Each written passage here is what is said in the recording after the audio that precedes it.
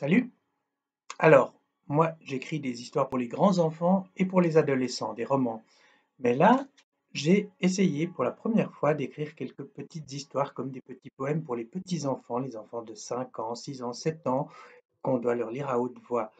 C'est des histoires qui touchent aux sensations, ce qu'on peut voir avec nos yeux, ce qu'on peut sentir avec notre nez, ce qu'on peut toucher avec nos doigts, ce qu'on peut entendre avec nos oreilles. Je vous en lis quelques-unes aujourd'hui. Le bureau de papa est rempli de secrets. Des vieux livres bien rangés qu'il ne faut pas toucher, des beaux stylos dorés qui n'ont rien dessiné, des tiroirs abîmés qui restent fermés à clé, des gros tas de papier et des feuilles raturées, des souvenirs cachés dans un coffre carré. Laisse-moi entrer, papa, laisse-moi tout regarder. La deuxième. Dans le grand magasin, je ne vois rien que des manteaux, des pantalons, des parapluies, des sacs à main, des jupes longues et des vestons, des collants, des bas transparents, des gros derrières, des hauts talons.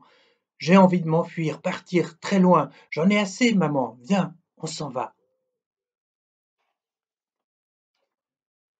Ah, une histoire sur le voisin.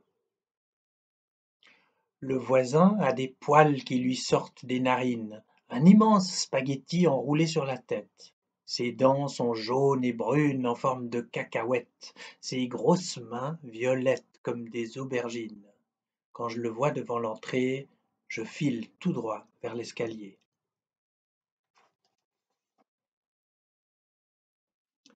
Une histoire de ce qui fait parfois peur la nuit quand on est au lit. La nuit, j'entends des drôles de bruits. Ça craque, ça frotte ou bien ça grince. Parfois j'imagine une souris, un crabe qui fait claquer ses pinces.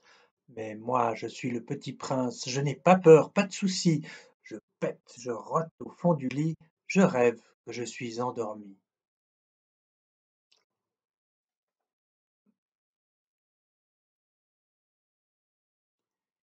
Il est aveugle, le père de Stéphanie. Ça doit être dur pour lui d'avoir cette vie. Il n'a pourtant pas l'air si malheureux. Du bout des doigts, il touche ma joue et dit: Je peux te voir, mes mains ont remplacé mes yeux. Assis sur son vieux canapé, il dit: Dans mon cerveau, je vois tout ce que je veux, en mieux.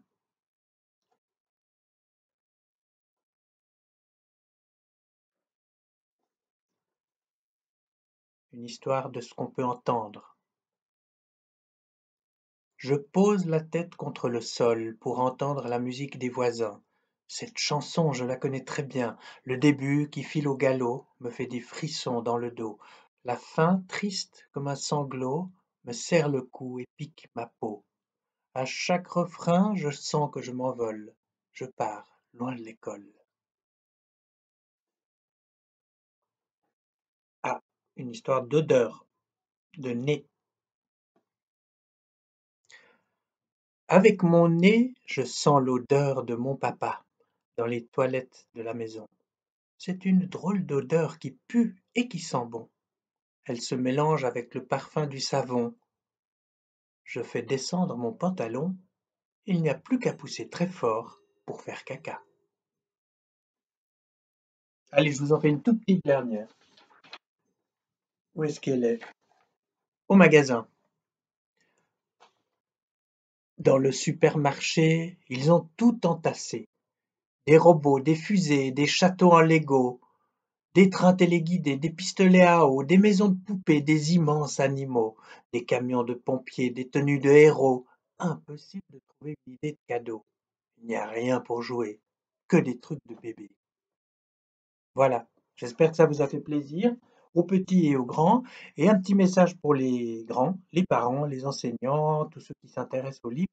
Mon petit dernier, un roman pour adolescents, celui-là, qui vient de paraître aux éditions Syros à Paris. Je vous le conseille. Ça parle d'un mineur non accompagné. Et puis c'est une histoire intéressante, mais en même temps très touchante, je crois. Merci, à bientôt.